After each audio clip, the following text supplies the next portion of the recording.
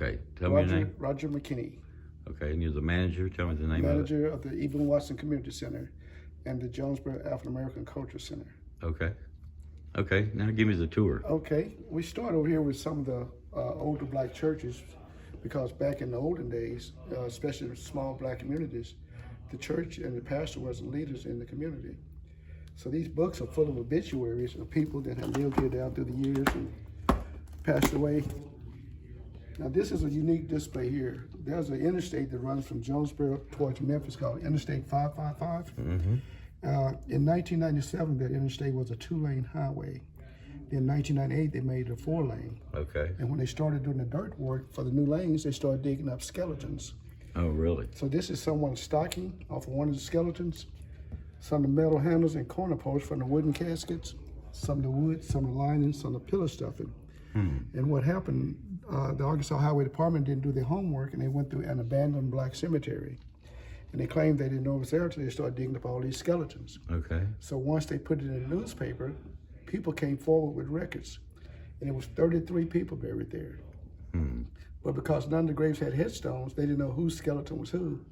Right. So what they did, they took the skeleton and placed them into new coffins. And then they reburied them at another black cemetery here. But as you can see, instead of putting them back in individual graves, they put them in a mass grave. So if you go out to that cemetery today, they got 4 green markers, 2 on each end of the gravesite, and a headstone about half the size of this cabinet, titled The Reburial, and tells the story about what happened. And then this name of the people that reburied it. Okay. Cool. Now, these are some of the older black churches here in Jonesboro. St. Paul AME Church is the oldest black church here in Jonesboro. It was established in 1896. Okay. And then the oldest black Baptist church is St. Paul Baptist Church. It was established in 1897. Okay. Now, this lady here, I don't know if you can get her shot or not, but this lady here, she lived here in Jonesboro, and she still had relatives living here today. She was a member of a First Baptist Church here in Jonesboro. Okay. But this is her obituary when she passed away. Okay. She was born in 1855, and she died in 1976. She was 121 years old. Wow. This gentleman here, he lived here in Jonesboro, Mr. Mason Tart. He was 108 years old when he passed. And then this lady here, Mrs. Ruth Johnson, she passed away about 1.5 years ago, and she was 106 years old when she passed. Wow.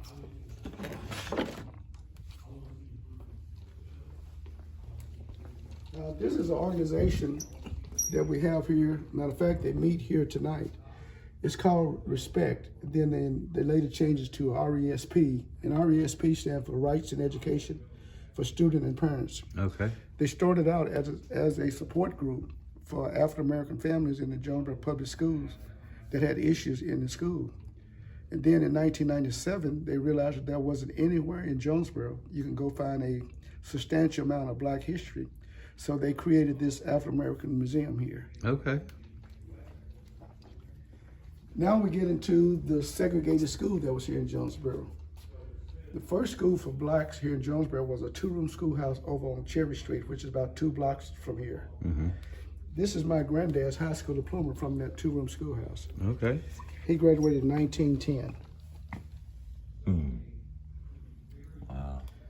But then as the black population began to grow a little bit here in Jonesboro, they needed a larger school. And guess where they built that school? Where? Right here on these grounds right here. Okay. And that was the school they built that's on the wall back there. Okay. And that serves as the black school from 1924 to 1951. Then they built a new school right up the street here in 1952. Okay.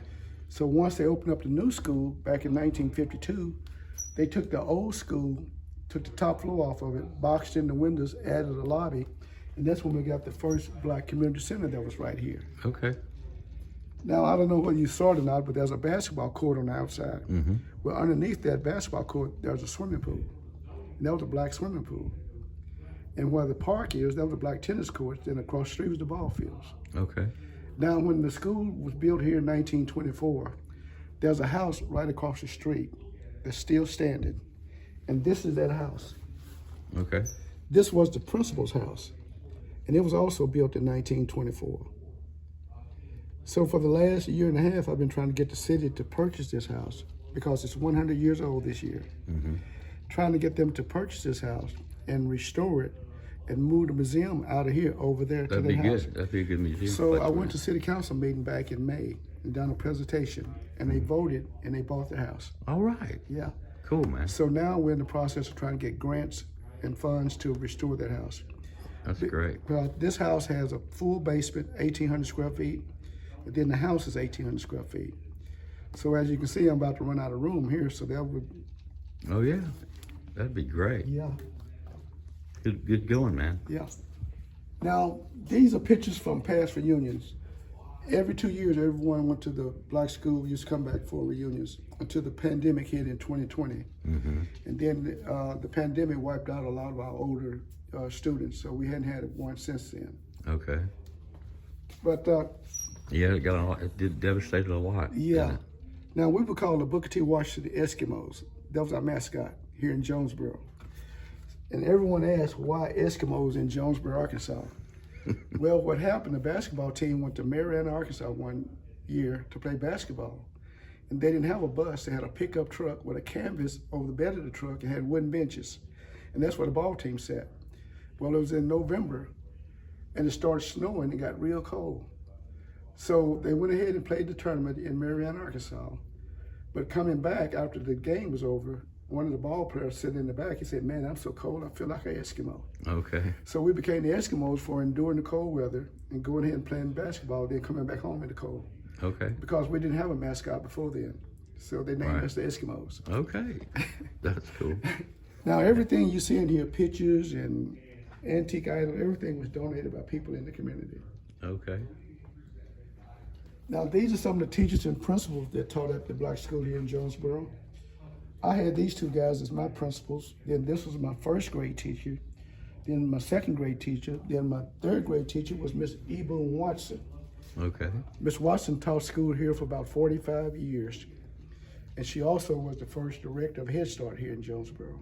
Okay. So in her honor, they named this center after her, Boone Watson Community Center. Okay. Now this gentleman here, Mr. F.C. Turner, he was one of the principals at Booker T. And his wife, Miss Ursulene Turner, she was home economics teacher. And they're the grandparents of Debbie Turner, Miss America 1990. Okay. That's wild. Now back here we have a bunch of antique items. Again, everything you see in here was donated by people in the community. Yeah, I had a red wagon just like that. Where I grew up in Birmingham. Yeah, we got the butter churn and the 1910 manual sewing machine. Mm-hmm. This is a 1920 battery-powered radio. Okay. And the way you could operate it, you take car batteries, up to 3 car batteries, and put them in the tray in the back and hook them together. Really? And then you take your wires from the radio and hook them to the batteries. So long as the battery was charged, you can listen to the radio. Still work? No. It didn't work. Too bad. Now this is a 1950 Maytag washing machine. My grandmother had one like Yeah. that. Then behind you here is a 1951 Maytag. Yeah. And that's a 1920 ironing board there, wooden iron board. Mm-hmm. I remember those. Now over here, these are some of the first in Jonesboro. The first African-American police officer was Thurman Raleigh. He joined the force in 1969. And up Okay. until That's him right there? He's it? no, that's another former student. He was a police officer up in St. Louis. Okay. But Raleigh, he was the first African-American, and up until about, I think it was May, he was the only African-American to reach the rank of lieutenant on the Jonesboro Police Force. Okay. Then in May, they promoted another young man to lieutenant after over 50-something years. Okay. Then the first black to work at a bank here was Agnes Kendall, 1966. First black to work at a major retail store, Miss Ann Tansey, went to work for Sears. Okay. Now this gentleman here, Uncle Henry Allen, he came to Jonesboro as a slave in 1860. And it's said that he witnessed the Civil War battle we had here in Jonesboro. It was called the Battle of Jonesboro, August 31st, 1864. It was a Confederate battalion from South Carolina fought against a Union battalion from Minnesota, right downtown where the courthouse is today. Okay. So if you go downtown to the courthouse today, you'll see this on the lawn, commemorating that battle. Okay. Who won? The Confederates won. Confederates won. Yeah. They won a lot of battles. Yeah. Luckily, they didn't win the war. Yeah. Now over here, this quilt was made by former students by the name of Miss Ethel Stotts. She was in the class of 1946. Okay. And what I used to do when we had reunions, I let the former students, when I give them a tour, they could come over here and sign their name or what year they graduated from Booker T on the quilt here. Okay. My grandma made quilts. I got one quilt left. My grandmother made. Well, It's in my camper van. okay. These are some of the gentlemen and females that went into the military that went to the African American school here in Jonesboro. This is me at the age of 18. Okay. And then He's this in is the Navy, huh? yes, sir. And then this is me at the age of 20 when I went to Vietnam.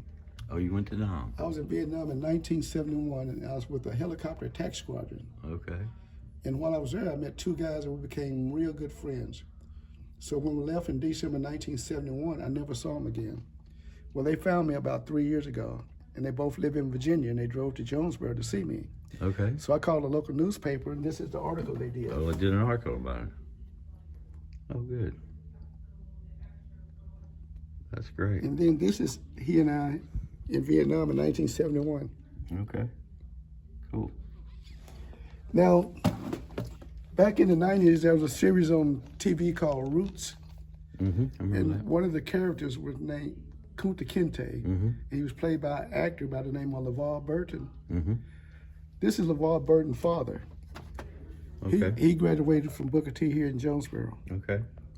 Now, he actually lived in Paragould, but at the time, Paragould only had 2 black families, so they didn't have a school for black kids. Okay. So the children would have to get up every morning, catch the Greyhound bus coming from St. Louis to Paragould to Jonesboro to Little Rock. Ride the bus to Jonesboro, get off at the bus station, walk up here to school, then in the evening, walk back to the bus station and catch the bus going back up to St. Louis. Okay.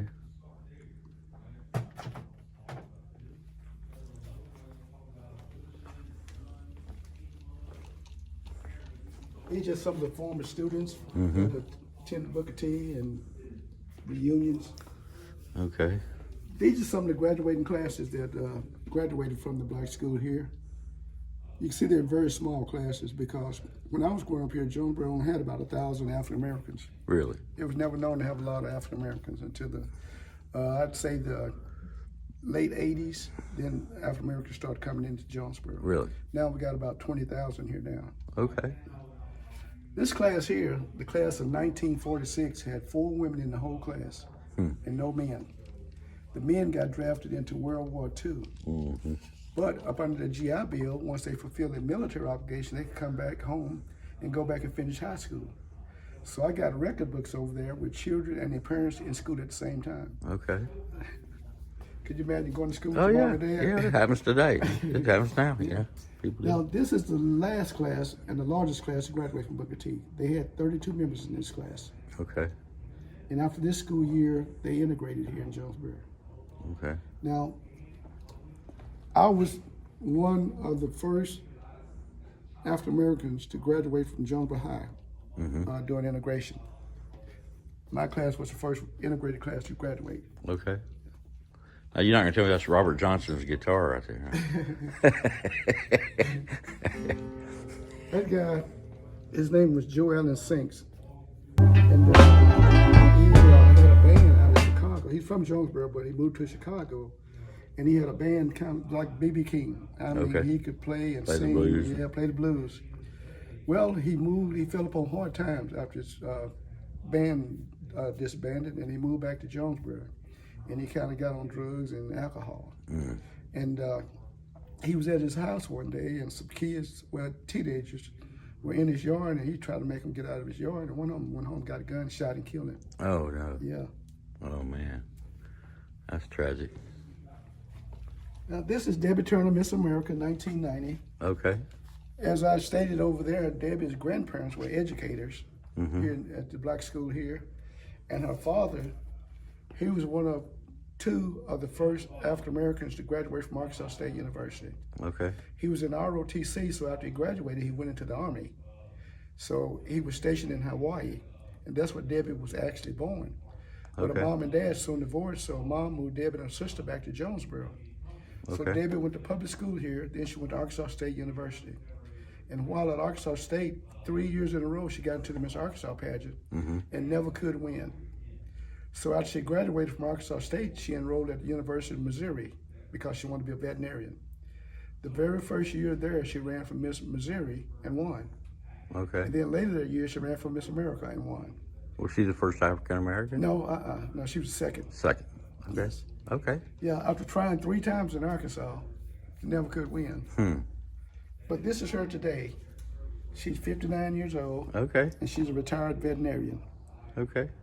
She lived here? No, she lives up in New York. New York. Okay. Interesting. Now this is the old center. I've been here at this center for 35 years. And back in 1993, there were quite a few kids in this neighborhood. And most of them were raised by a single parent, the mom. Dad wasn't nowhere to be found. Right. So what I did, I partnered with some of the local black churches here, and we formed this organization called Fellowship Through Activities. Okay. And every Tuesday and Thursday, we bring in all the kids out of the neighborhood and bring in positive role models to talk to the kids, Okay. especially to the young men because they didn't have the type of leadership at home. Right. But, That's a big problem, man. Yeah. But we had a stage at the old center, so we had talent shows for the kids to use their natural talents. The city had given me an old bus back then, so we load the kids up and take them to Memphis to Bellevue Baptist Church and Civil Rights Museum and other places over in Memphis. And we had a basketball court in the old center, so fraternities from the university would come out and sponsor basketball tournaments for the kids. Oh, good. Yeah. That's good stuff, man. Well, this is our African American radio station here in Jonesboro, KLEK 102.5. They come on the air in 2015, and they have done a tremendous job of informing the community about different issues and what's going on in the community. And for instance, they've been having interviews with different candidates for different, offices here in Jonesboro. Right. Yeah. Cool. So So, they came on air in 2015, and this is their original equipment. okay.